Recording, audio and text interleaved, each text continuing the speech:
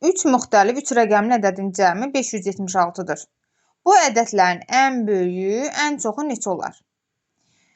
Bu tip suallarda uşaqlar çaşır. Nəyə diqqət etmək lazımdır? Bizə 3 dənə 3 rəqəmli ədəd verib. 3 dənə 3 rəqəmli ədəd verir və bunları toplamalıyıq. Cəmi də 576 eləməlidir. 576. Bizə deyir ki, 3 müxtəlif 3 rəqəmli ədəd və ən böyüyü, ən çox neçə olar deyir. Demək biz ən çox neçə olar deyirsə, digər ikisinə minimum ədədlər verməliyik. Yəni ən az olanını.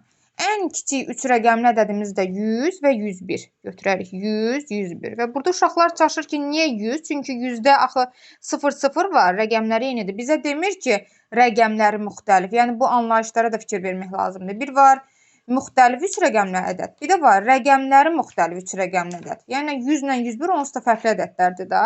Digər üçüncü isə x verərik. Yəni buradan tənlik şəklində yazıb həll eləsək, 201 üstə gəl x bərabərdir 576. X-i tapdıqda 576-dan 201-i çıxarıq. Cavabımız 375. Variant C.